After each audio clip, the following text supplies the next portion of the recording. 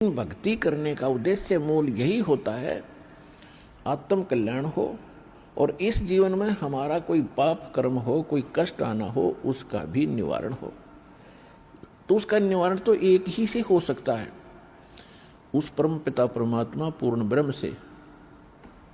अन्य भगवान, अन्य ये देव वो संकट निवारण नहीं कर सकते। पाप के हमारे किस्मत में लिखे हुए कर्म को वो नहीं समाप्त कर सकते, वो भोगना ही पड़ता है। केवल कबीर देव, कबीर साहब ये हमारे इन पाप का नाश कर सकता है, हमारे जीवन को सुखी कर सकता है। तो क्या बताते हैं, उस समर्थ की रीझ छुपाई, अब कुल कुटुंब से राता, गर्भ के अंदर बचन भरे थे, कहाँ गई वो बात। अब देखो परमात्मा फिर आकर हमें सचेत करते हैं, क्योंकि काल ने तो हमारे ऊपर पर्दा डाल दिया, बुद्धि पर पत्थर गिर दिए। माँ के गर्भ से बाहर आते ही हम सब कुछ भूल गए, नए सिरे से पढ़ाई जाती है। ये तेरा चाचा, ये तेरी चाची, ये तेरी माँ, ये तेरे पिता, मामा, ये बुआ और कै ख गड़े, ये नए सिरे से पढ़ाई जाते हैं। हम इतने जो है अचेत हो जाते हैं और परमात्मा फिर आकर हमें फिर नए सिरे से याद दिलाते हैं कि उस समर्थ की रीझ छुपाई। उस समर्थ ने आपके ऊपर प्रसन्न होकर के आपकी प्रार्थना सुनी। रीझ माने खुश होकर के आप पर जो रहम किया, वो रीझ आपके ऊपर प्रसन्न हुए। उस समर्थ की रीझ छुपाई, वो भूल गया तो उस मालिक के उस रहम को। अब कुल कुटुंब तय राता, अब भूल गया ये तेरा बेटा या कोठी या कार, ये मेरा, ऐसे वैसे सारा दिन इसी भूल भुलैया में जीवन नाश कर रहा है। और गर्भ के अंदर बचन भरे थे, कहाँ गई वो बात। अब परमात्मा याद दिलाते हैं, अब कहाँ गई वो तेरी बात जब यूं का था माँ के पेट में कि हे परमात्मा एक बार मुझे बाहर निकाल दे, कभी भी गलती नहीं करूंगा, आपकी याद गणी रखूंगा और आप पर पूरा विश्वास करूंगा। निर्वाह के लिए कार्य करते समय भी आपकी याद कभी नहीं भूलूंगा। और अब हम क्या करते हैं, केवल सांसारिक इन कार्यों में सारा जीवन लगाते हैं। भगवान की याद तो कभी कोई चर्चा करता तभी आती है, ना तो स्वप्न में भी ना आती है हमारे को। तो उसके लिए क्या बताते हैं कि वो परमात्मा जब आपको माँ के गर्भ में भी सुरक्षित रखता है, आपके बाहर आने से पहले आपके आहार के लिए माँ के स्तन में दूध भेजता है, तो आगे आने वाले जीवन में जो तूने जैसा किया है उसमें क्या वो कमी करेगा। तो इस आधार से भी हमने उन बुराइयों से हट जाना चाहिए जो हम स्वयं धनी बनना चाहते हैं।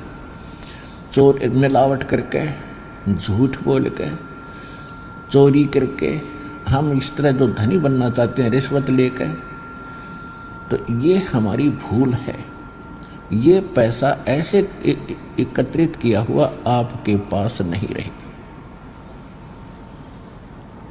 परमात्मा आप पर रहम करेगा और उसकी भक्ति सत्य करोगे तो जो प्रारब्ध है वो तो आपका मिलेगा, लेकिन उस प्रारब्ध के अंदर जो काटे हैं कर्म के वो नहीं दुख देंगे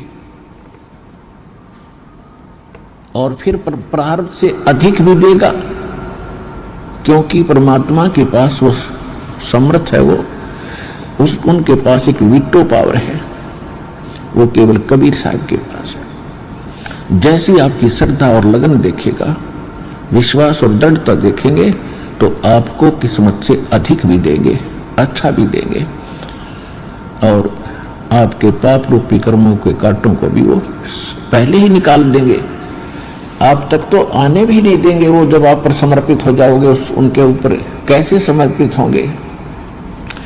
और फिर वो कैसे करेगा, जो पति भरता पति से राती, आन पुरुष नहीं भावे, बस पी हर में सुरत प्रीतम में, ऐसे ध्यान लगावे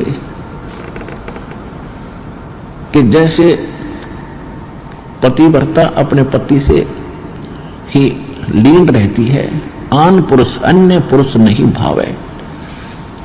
उसके मन में स्वप्न भी नहीं आता अन्य पुरुष के प्रति कोई भी कुविचार। और यदि वो लड़की अपने माँ के चली जाती है तो भी अपने पति की शुद्ध, वो मुख से नहीं बोलती लेकिन अंदर से वो नहीं भूल पाती। ऐसे ही आप उस परम पिता पर आश्रित हो जाओगे। कहीं पर भी आप काम कर रहे होगे, किसी भी फील्ड में, चाहे दुकान, मजदूरी, किसानी या नौकरी, तो आप उसी लड़की की तरह उस पर अपने पति यानी कबीर भगवान को, परमात्मा को, उस मंत्रों को, उसके रहम को आप कभी भूल नहीं पाओगे। तो उस समय आपका नाता उस परम पिता से जुड़ चुका है। यदि आप पल पल पर भूल जाते हो, याद नहीं रहती है भगवान की मेहर, तो अभी आपकी समर्पण भाव में कोई कमी है, जिस कारण से भगवान ने आपको दृढ़ता से नहीं पकड़ा है। तो जब आपको परमात्मा दृढ़ता से कैच कर लेगा, आपकी सच्चा समर्पित भाव देख लेंगे, वो तो अंतर्यामी है। तो उस समय कहा है कि जो जैसे पतिव्रता जमीन पर और जो धर है पांव जितने कदम रखती है, समर्थ झाड़ू देत है ना काटा लग जाए। इतना दयालु है ये कबीर भगवान। आपके जीवन रूपी सफर में आपके से कदम रखने से पहले आपके वो पाप रूपी कांटों को बुहार देगा, झाड़ू दे देगा आपके रास्ते में, कि कहीं मेरी प्यारी आत्मा को वो कांटा ना लग जाए।